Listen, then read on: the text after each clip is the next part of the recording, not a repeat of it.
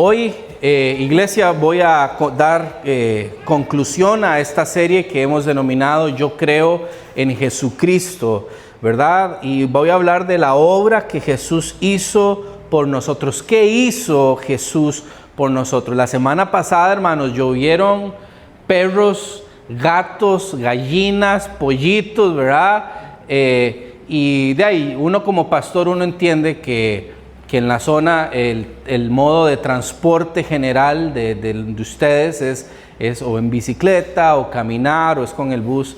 Y obviamente el clima incidió en la asistencia de la mayoría de ustedes y yo entiendo, ¿verdad? Aún así Dios fue fiel y trajo un grupito y pude compartir el mensaje. Pero si usted de los que no pudo escuchar el mensaje, váyase ahí al canal de YouTube, ahí está la prédica completa, se lo recomiendo para que tenga todas las entregas, ahí están la primera, la segunda, tercera y esta cuarta, con el favor de Dios, ahí estará. Bien, hoy cerramos esta serie de mensajes que afirman nuestra fe en Jesucristo. Yo creo en Jesucristo, el Hijo de Dios, y Él vino a salvarnos. ¿Y a qué más vino? A mostrarnos el amor de nuestro Padre Celestial. Entonces, durante esta serie hemos reflexionado sobre quién es Jesús y especialmente sobre quién es Jesús para mí. Vimos evidencias bíblicas, ¿verdad?, sobre la persona de Jesús, sobre su doble naturaleza. Estudiamos que Jesús es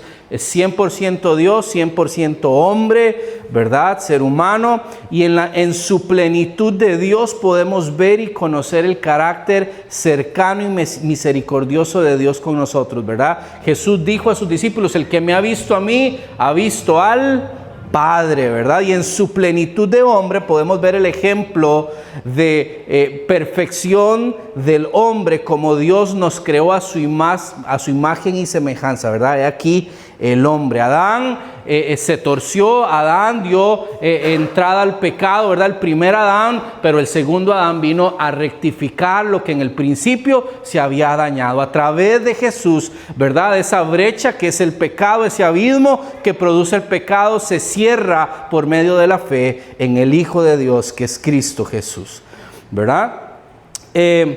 Cuando comenzamos esta serie también de mensajes, dijimos que al estudiar a Jesús se hace una distinción entre la persona de Jesús y la obra que Jesús ha hecho, ¿verdad?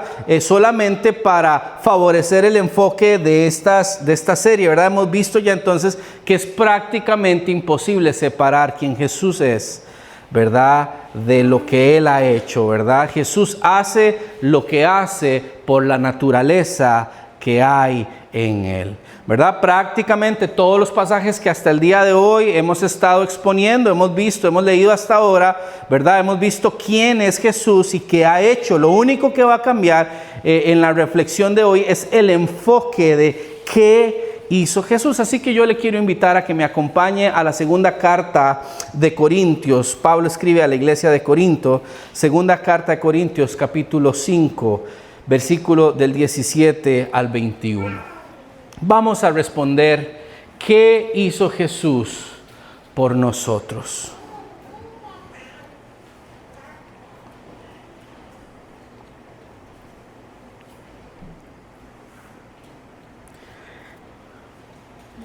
Dice así, segunda de Corintios, capítulo 5, versículo 17, tal vez usted ya ha escuchado este pasaje, dice: de modo que si alguno está en Cristo, ya es una nueva creación. Atrás ha quedado lo viejo y ahora todo es nuevo. Y todo esto proviene de Dios, quien nos reconcilió consigo mismo a través de Cristo y nos dio el ministerio de la reconciliación. Esto quiere decir que en Cristo Dios estaba reconciliando al mundo consigo mismo sin tomarles en cuenta sus pecados, y que a nosotros nos encargó el mensaje de la reconciliación. Así que somos embajadores en nombre de Cristo, y como si Dios le rogara a ustedes por medio de nosotros, en el nombre de Cristo les rogamos: reconcíliense con Dios. Y al que no cometió ningún pecado, por nosotros Dios lo hizo pecado, para que en Él nosotros fuéramos hechos justicia de Dios. Amén. Entonces, lo primero, hermanos, que quisiera decir en esta tarde, hablar, es la reconciliación con Dios. El verdadero impacto de la obra de Dios fue la reconciliación. ¿Cuántos? Bueno, los que estamos casados, ¿verdad? O si usted tiene una pareja, o tal vez en algún momento en la familia, ¿cuántos aquí han tenido una diferencia con un ser amado? David lo dijo así como con mucho... todos en algún momento, ¿verdad? Y hay que limar asperezas, y a veces toca pedir perdón y a veces toca perdonar, ¿verdad? Y termina uno, ¿verdad? Tal vez es una amistad, tal vez una relación en el matrimonio, padre-hijo, madre-hijo, ¿verdad? Etcétera, etcétera. Y hay que reconciliar, ¿verdad? Reconciliar. Bueno, la palabra nos enseña que nosotros éramos enemigos, ¿verdad? De Dios, y hemos sido reconciliados con Dios a través de la persona de Jesucristo, ¿verdad? Dice este pasaje, de modo que si alguno está en Cristo, ¿verdad? Esto representa, hermanos, en Cristo representa una relación profunda e íntima, ¿verdad? Y Pablo se refiere, dice, nueva creación es, nueva criatura es, ¿verdad? Dice después, todas las cosas viejas que pasaron, ¿verdad? Todo lo viejo pasó, ¿verdad? Y ese es el concepto de la salvación. Hemos nacido de nuevo, y eso tenemos que entender, que ese nacimiento es solo por gracia, porque a Dios le plació rescatarnos, ¿verdad?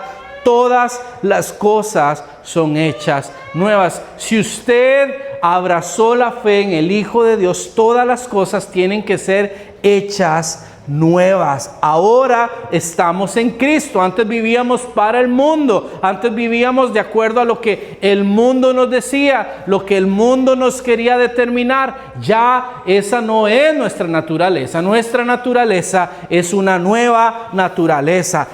Dice, de modo que si alguno está en Cristo, ya es una nueva creación. Atrás ha quedado lo viejo, ahora ya todo es nuevo. ¿Cuántos dicen amén?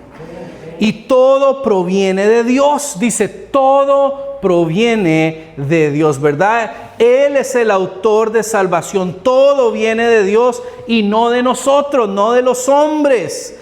La iniciativa, hermanos, siempre la tomó Dios. La iniciativa siempre la ha tomado Dios, nunca la hemos tomado nosotros. Porque en nosotros nunca ha existido la capacidad de, en nuestra mente, en nuestros esfuerzos, decir, yo voy a buscar a Dios. No. Ese deseo, de alguna forma, de manera soberana, de buscar a Dios, es Dios el que la pone en cada uno de nosotros, su gracia y su misericordia. Hemos venido estudiando, ¿verdad?, que Jesús es la imagen del Dios invisible. Cuando aquí ninguno podía ver, conocer, interpretar a Dios, Dios se manifiesta a través de Jesús. No adoramos, ¿verdad? Ahora cantábamos, ¿verdad? El nombre de Jesús, Dios eterno, tu luz por siempre brillará. Dios envía esa luz eterna a través de Cristo Jesús, se revela a través del Hijo de Dios.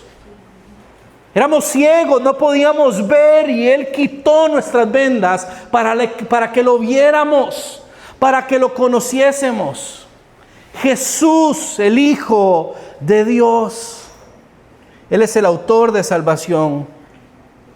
Él tomó la iniciativa. Dios siempre toma la iniciativa de ¿qué? Perdonarnos, de perdonar al ser humano. Y dice esta palabra que no tomó en cuenta nuestros pecados. Y nos recibió. Y dice esta palabra también que en Cristo Dios estaba reconciliando al mundo consigo mismo.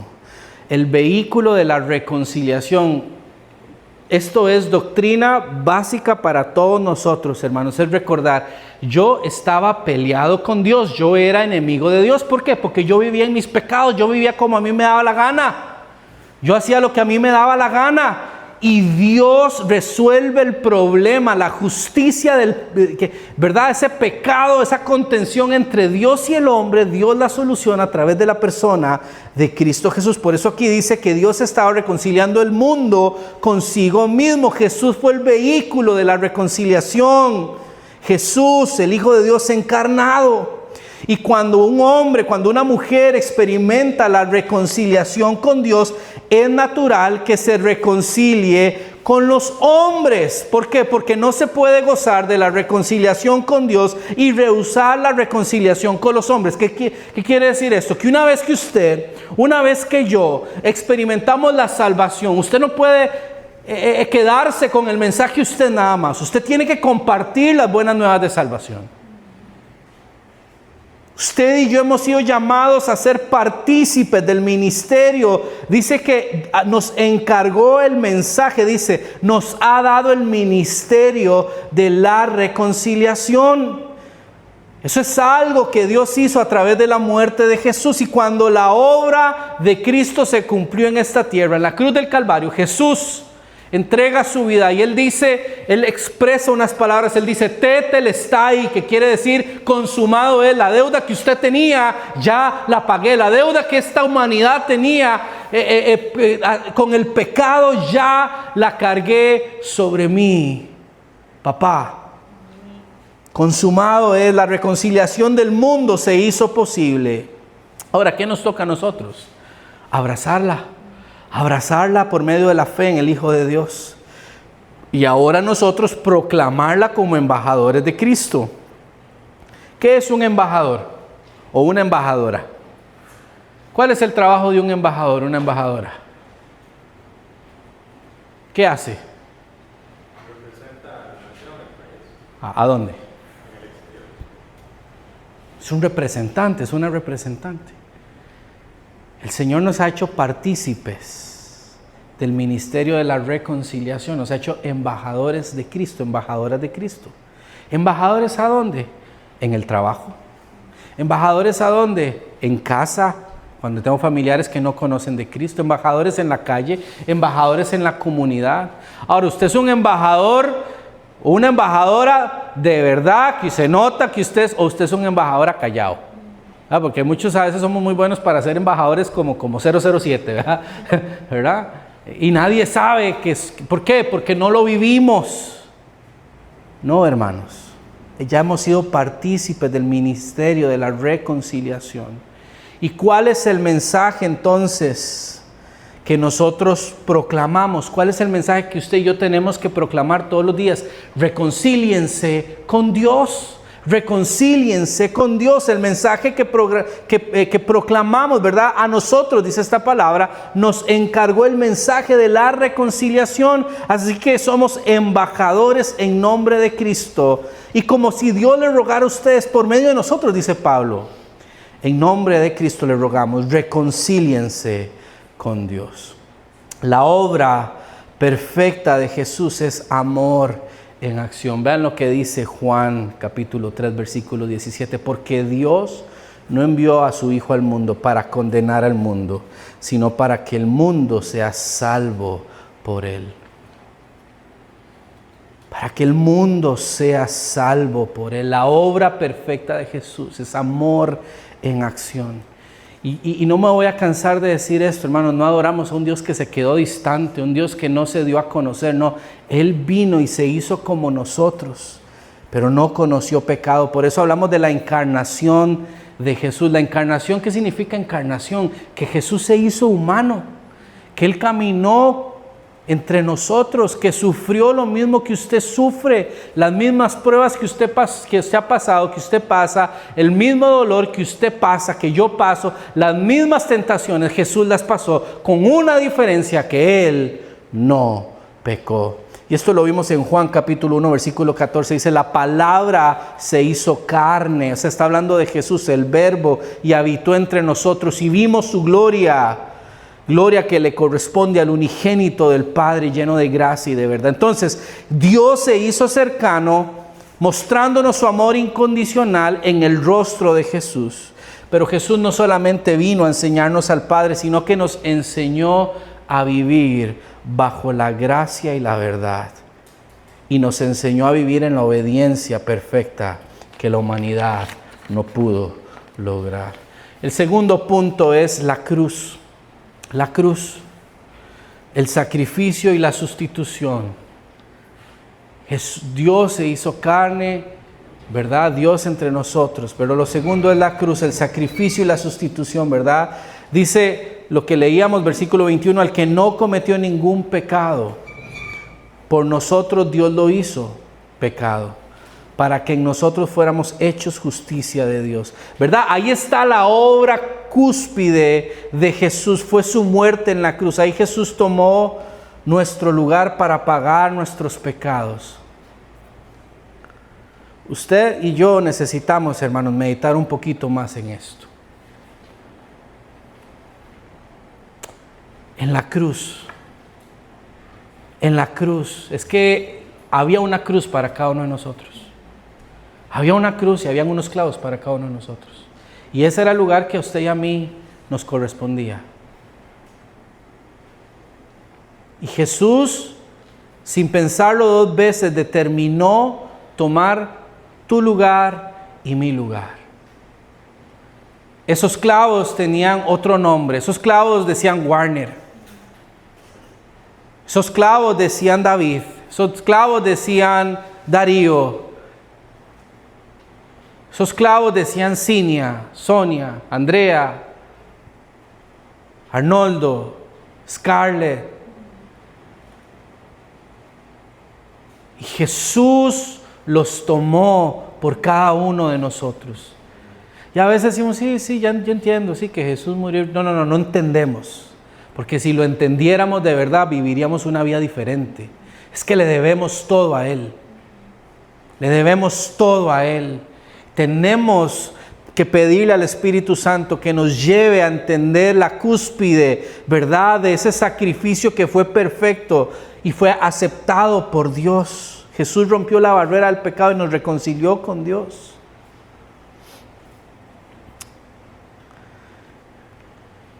Este tema de la reconciliación lo tengo muy cercano porque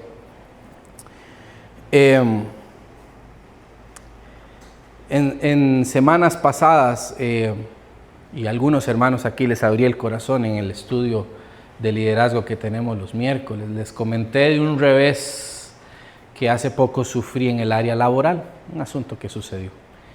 Y en ese revés se fue en la colada un amigo, porque ese revés me afectó a mí, pero lo afectó a él. Y entonces él, de alguna manera, se molestó conmigo, aunque yo no tenía la responsabilidad total o el peso de lo que sucedió. Entonces mis finanzas se ven afectadas, pero también las de él. Y ahorita estamos en un lugar de que yo necesito que Dios me ayude a reconciliar la amistad, pero ahorita estamos un poquito distanciados, ¿verdad? Por una tensión, por una situación que se dio, una injusticia que se dio. Así estábamos usted y yo distanciados. Por eso les usaba el ejemplo de cuando uno pasa algo y hay que reconciliar. Eso es como cuando se quiebra un plato y usted trata de pegar las partes, trata de salvar un adorno, algo. Es difícil. Y Dios hizo lo imposible, lo hizo posible a través de Jesús. Él nos reconcilió con el Padre, ¿verdad?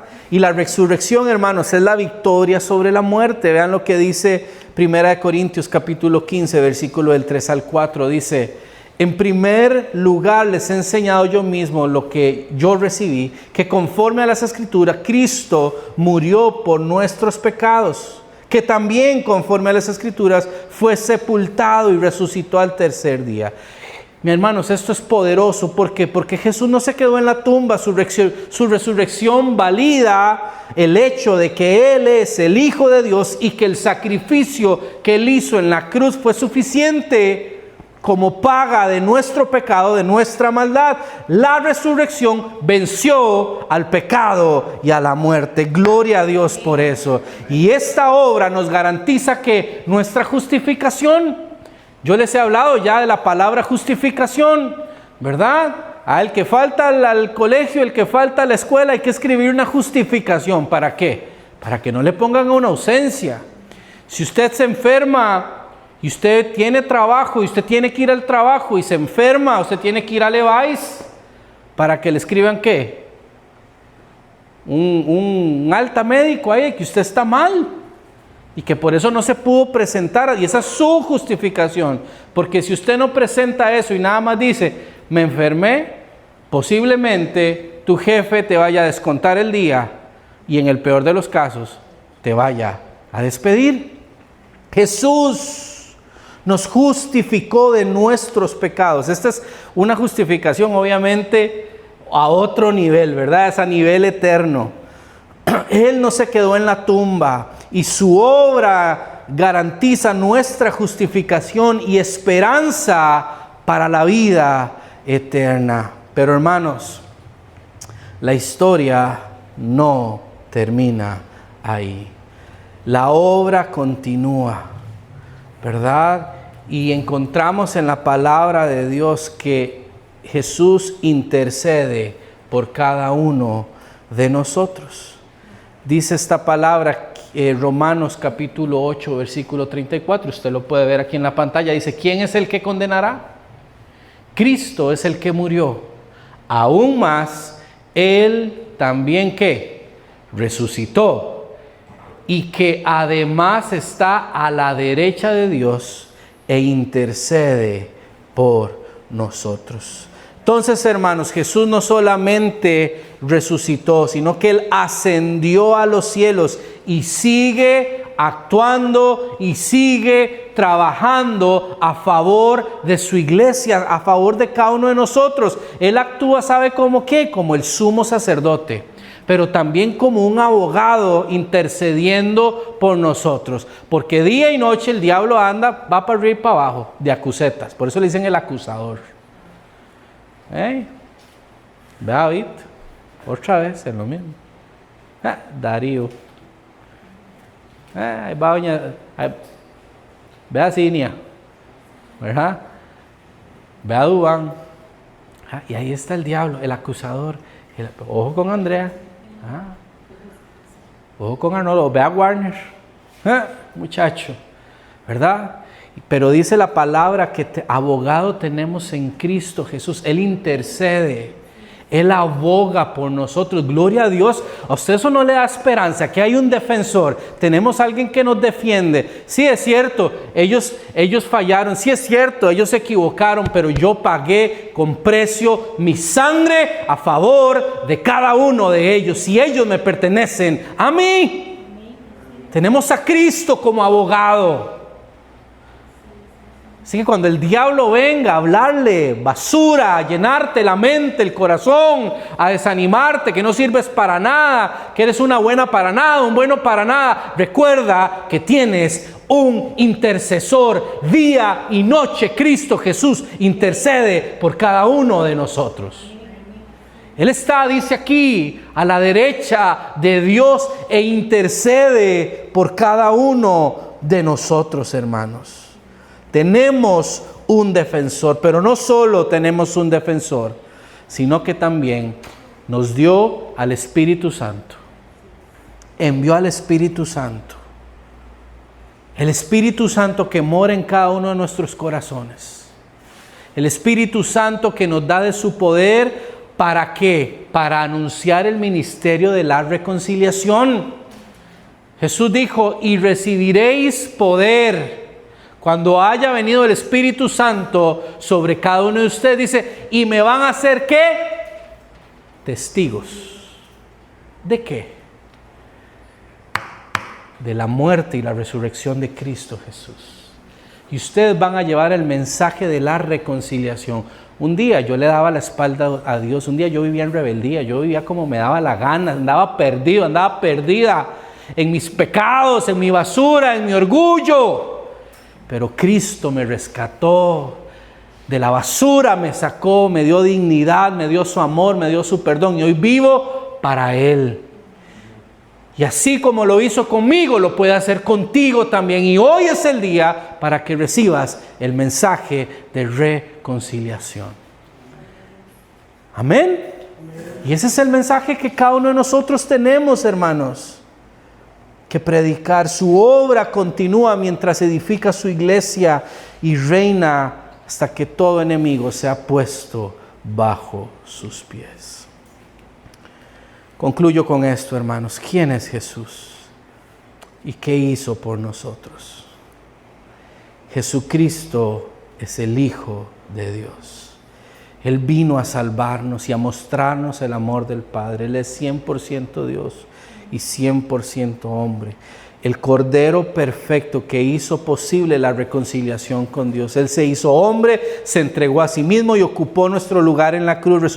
Resucitó al tercer día venciendo al pecado y a la muerte. Y Él está vivo a la diestra del Padre, gobernando con poder.